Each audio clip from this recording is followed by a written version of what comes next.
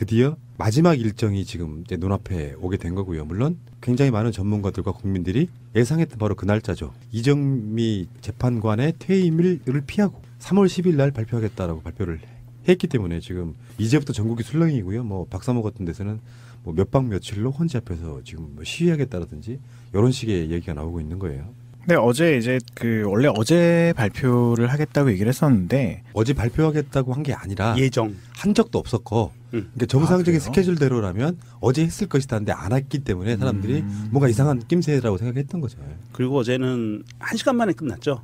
평의가 1시간 만에 간단하게 끝냈던 것 같고 다른 분들이 의심했던 거와는 다르게 제가 보기엔 어제 1시간 만에 대충 결론을 냈고 더 이상 뭐 경론이 오고 갈 것도 없었고 1시간 안에 다 결정됐고 그리고 오늘은 나와서 세부적인 일정 조율들을 하고 근데 모양새 좀 빠지니까 한 2시간 반 3시간 정도 끌고 자 근데 정말 재밌는 게 하나 나왔죠. 네. 우리 예전에 그 우주의 기운이 도왔다고 한 그거 비슷한 것 같아요. 탄핵안 불참자가 1명이었고요. 탄핵안 찬성한 의원이 234명. 탄핵안 반대한 국회의원이 56명. 이렇게 해서 1, 2, 3, 4, 5, 6이 완성되고 있어요. 네. 그다음 탄핵안 무효투표가 7개. 탄핵안을 발의한 날이 8일. 탄핵안을 가결한 날이 9일. 그리고 탄핵 선고한 날짜가 10일. 탄핵 선고 시간이 11시. 그리고 하나 더 있죠. 12라는 숫자가 박근혜 구속. 박근혜 구속 12일. 12일. 죽이는데. 근데 좀 무섭지 않아요? 이런 소름 거는? 쫙 돋아요. 뭔가 숫자를 연결시키고 뭐 막 억지로 만드는 느낌이 아니고 뭔가 진짜 우주의 기운이 막 도와주는 그런 네, 느낌. 이거는 진짜 하늘이 도와주는 피할 수 없는 운명, 숙명. 이게 어떻게 보면 그 헌재에 계신 재판관들이 복선을 깔아주신 게 아닌가. 이게 2시간 동안 사실 뭐 할 얘기가 그렇게 많이 있겠습니까? 왜냐하면 이 많은 혐의 중에 하나만 문제가 있어도 이거는 인용이 돼야 되는 탄핵소추 재판인 건데 이 우주의 기운을 이어서 어느 숫자를 맞춰야 이게 그 고민을 하지 않으셨을까. 그래서 10일 11시로 맞추기 위해서 2시간 반 동안 고민을 하셨다. 뭐 이렇게 보고 있습니다. 진짜로? 자, 그러니까 어쨌든 그 선고가 TV로 생중계될 예정이고요. 그때 그 통합진보당 해산 때도 생중계 됐었고요. 그 생중계 되면 이제 11시가 딱 되면은 헌법 재판관들이 입장을 딱 하고 네. 선고가 어떻게 내려질지를 뭐 대충 말씀드려 보면은 이정미 헌재 소장 권한대행하고 강일훈 주심 재판관이 일단 결정문의 결정 이유 요지를 일단 읽고 난 다음에 심판 결과에 대한 결과가 먼저 나온 뒤에 결과에 대한 이야기를 이러이러한 이유로 몇 명이 투표를 해가지고 뭐뭐 됐다는 결과가 일단 나온 뒤에 그렇게 나온 이유를 주문을 굉장히 길게 읽습니다. 그 통합진보당 계산 때도 계속 길게 읽잖아요.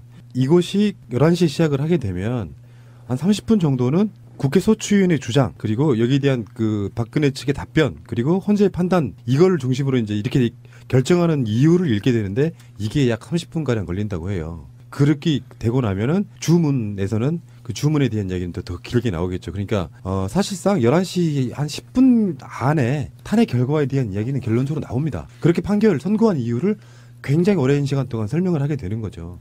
근데 이제 이게 노무현 대통령 탄핵 때랑은 다르게 누가 인용을 또는 기각을 의사표시를 했는지가 다 결과가 이렇게 공개하게 돼 있기 때문에 그래서 지금도 나오고 있는 게 8대0 설.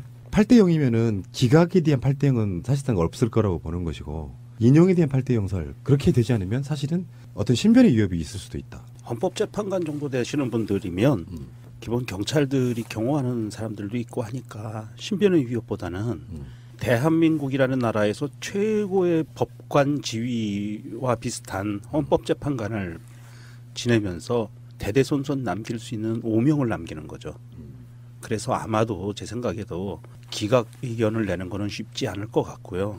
기각이 되든 인용이 되든 헌법재판관들이 주문을 낭독을 할 때 이러저러한 이유로 피청구인을 대통령 측에서 파면한다라고 문장을 매듭짓든지 이 사건 심판 청구를 기각한다라고 마무리를 짓습니다. 그러면 이게 문장이 마무리되고 끝나는 것과 동시에 모든 그 헌법재판에 관련된 부분은 끝나는 거예요.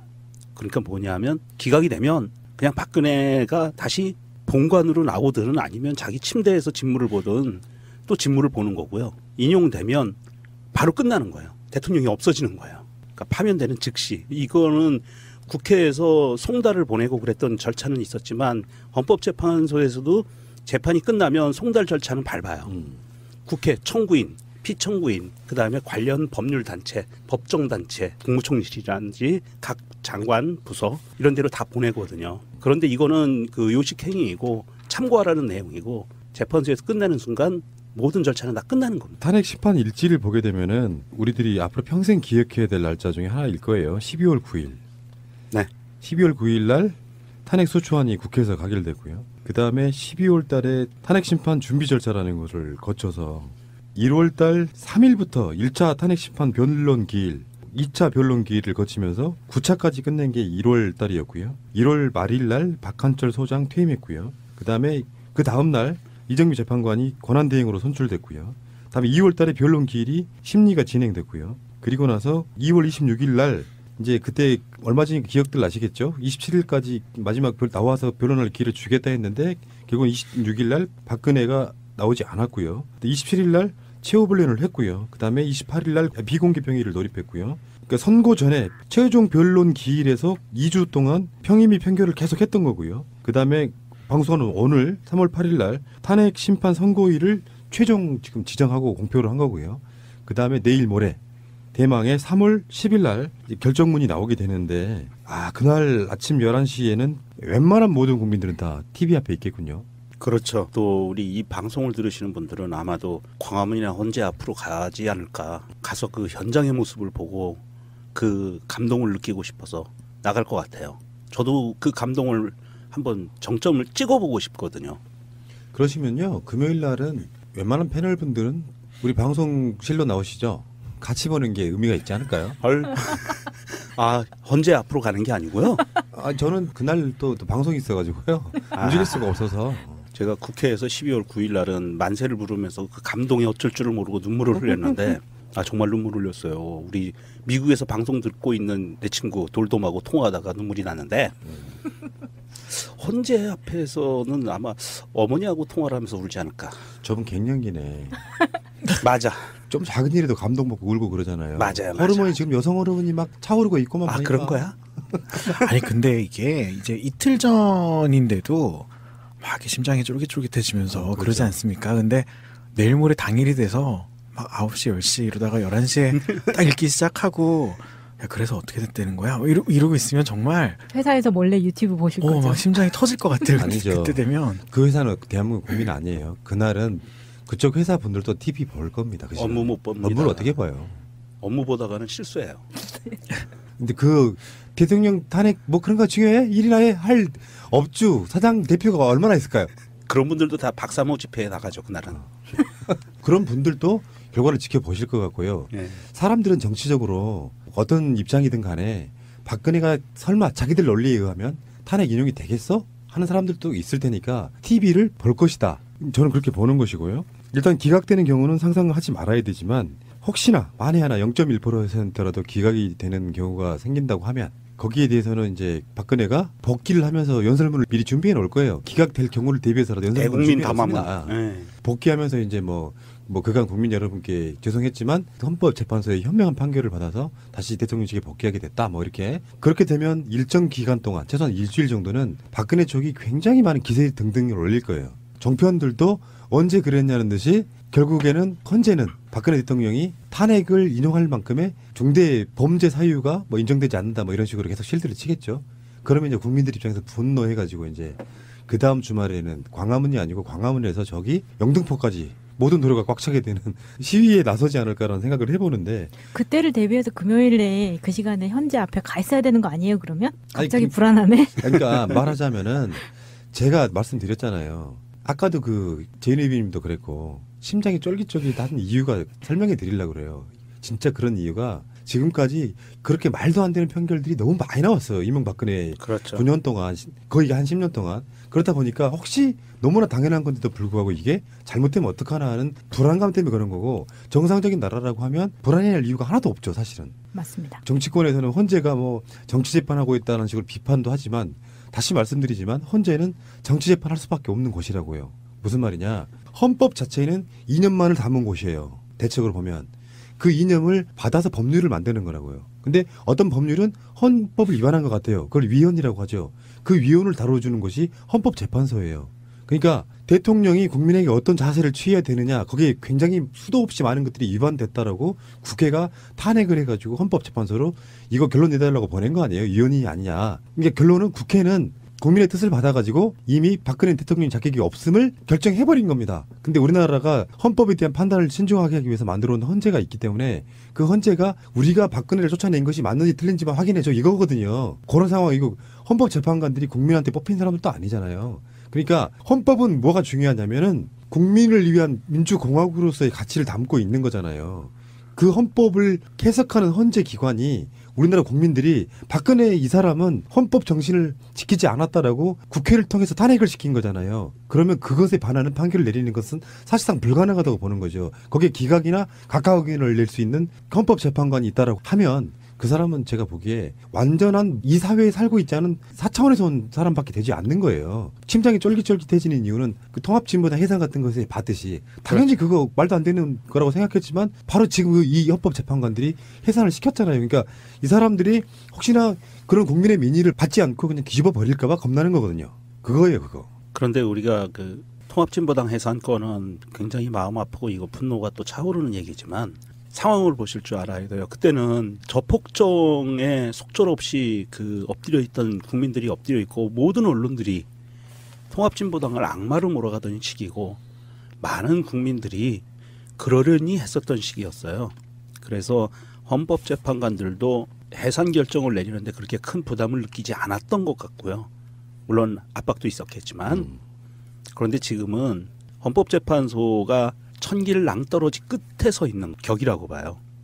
거기에서 기각 결정을 내리면 뛰어내리는 거거든요. 그 이후로 국민들이 뛰쳐나와서 소리 지를 거를 헌법재판관들 8명이 감당할 수 있을까요? 헌법재판소도 없어져야 될 것 같은데 그거는 절대 감당 못할 것 같고요. 헌법재판관들은 정말 시대의 흐름을 읽고 거기에 따라서 판결을 내리는 것 같아요. 가장 국민의 여론에 민감한 것. 그렇죠. 네. 어디가 헤게모니를 장악하고 있느냐를 너무나 잘 아시는 분들.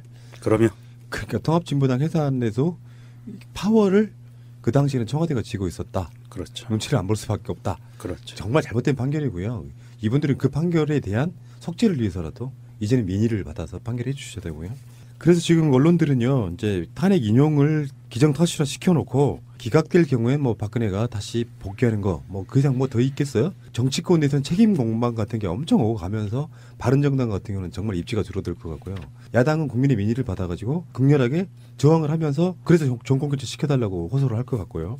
그건 이제 생각하지 말고요. 당일날까지는 청와대를 일단 언제 나가느냐 이 부분에 대한 법률적인 그게 없답니다. 예, 법에 없습니다. 그러니까 사람이 그런 거 있잖아요. 무슨 순간이동이 가능한 것도 아니기 때문에 실제로 박근혜 탄핵이 결정돼서 인용이 됐는데 거기에 대해서 대통령의 업무는 정지가 되지만 새로운 당선자가 임명되고 나면 인수위원회 꾸리고 한 2달 정도 시간을 주지 않습니까? 그래서 대통령도 짐 정리할 시간을 주는데 탄핵 인용이 되는 순간 대통령이 직을 잃어버리는데 그러니까 당신 나가 이렇게 못 한다는 거예요. 현실적으로는 그렇다는 거잖아. 효력은 없다 치더라도요. 박근혜 씨가 물론 이제 좀 현명한 사람 같으면 탄핵 인용이 될 것을 예상을 하고 미리 짐 쌀 준비 기간을 준 걸 수도 있어요. 3개월 동안. 전혀 그 생각을 안 하고 있었다라고 하면 물론 박근혜 씨가 직접 싸겠습니까? 그리고 뭐 청와대 직원들이 다 보고 있는데 짐을 싸야 될 수도 없는 것이고요. 그런데 개인 물건을 가져오고 나올 수가 있는데 못 가지고 나오는 게 이제 대통령 기록물? 그 부분에 대해서 이제 이명박 때 약간 논박이 있었죠. 네. 노무현 대통령이 봉화마을로 가지고 간 게 기록물이냐 아니냐부터 시작해서 카피냐 아니냐 이런 것도 있고요. 그래서 지금 박근혜는 청와대를 나오게 되면 일단 우리의 생각은 새거랑 차는 거겠지만 현실적으로 우리나라는 그렇게까지 되는 나라는 아닌 것 같고 아닐 것 같고 그러면 박근혜 씨는 이제 탄핵을 당한 최초의 대통령으로 삼성동으로 돌아가게 되겠죠. 심날 11시에 선고가 내리면 인용 선고가 내리면 법적으로는요. 공무원들이 보통은 그 국무총리나 각 장관들도 보면 그 집무실은 바로 비워주거든요.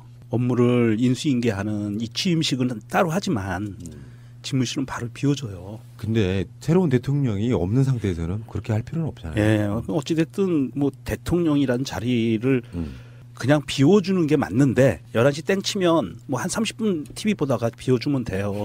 거기 옷이나 좀 싸고 박스에. 근데 박근혜 씨는 걱정인 게요. 삼성동 집도 최순실네 가족이 샀다는 거 아니에요. 이번에 그 특검이 밝혀낸 거잖아요. 근데 최순실이 없는 상태에서 이사를 새로 간다는 게 박근혜에게는 굉장한 고통일 거라는 생각이 들죠. 힘들어요. 왜냐하면 그 집도 실질적 소유주는 최순실이잖아요. 박근혜가 아니고. 어찌됐든 나올 때는요. 삼성돈 집 그런 거 크게 걱정할 거 없이 심날 선고 내리면 그래도 하루 정도 말미는 주고 인간적으로.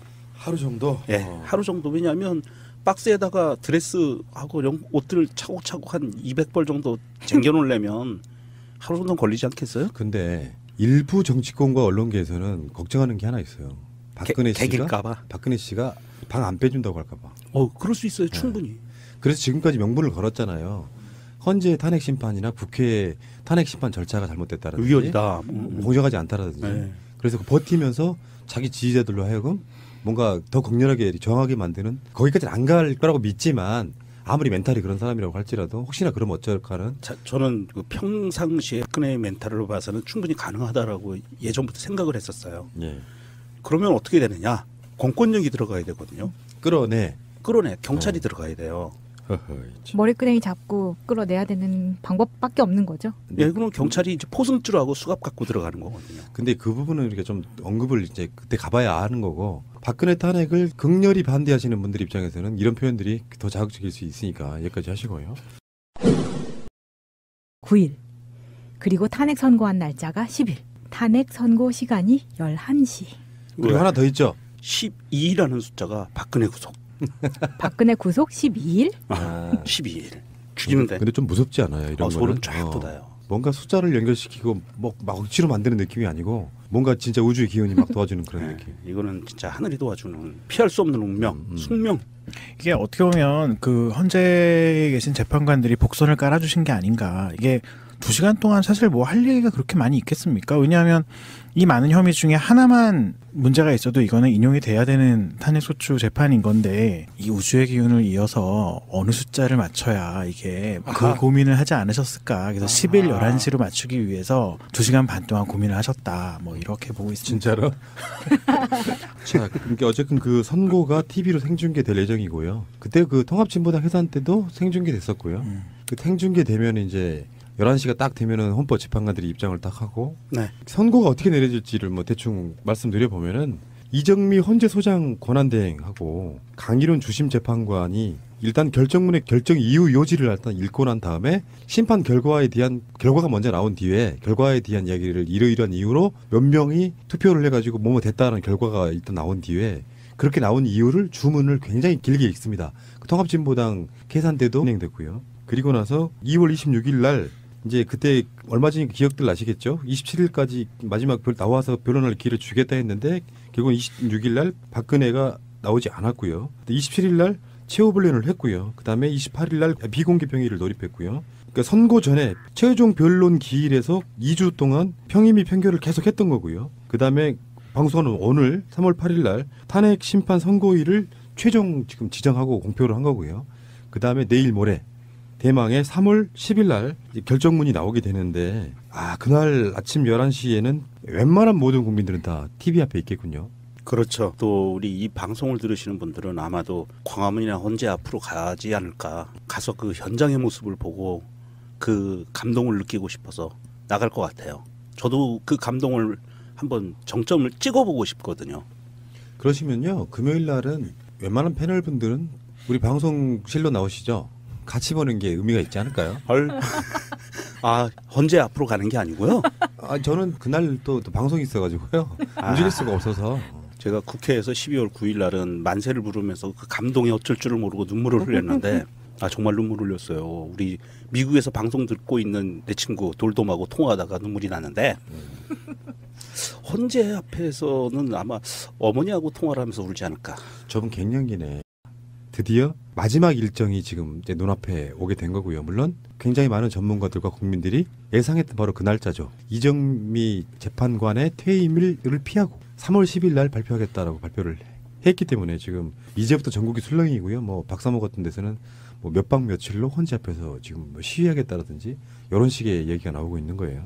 근데 어제 이제 원래 어제 발표를 하겠다고 얘기를 했었는데, 어제 발표하겠다고 한 게 아니라 예정 한 적도 없었고, 그러니까 정상적인 스케줄대로라면 어제 했을 것이다는데 안 했기 때문에 사람들이 뭔가 이상한 낌새라고 생각했던 거죠. 그리고 어제는 1시간 만에 끝났죠.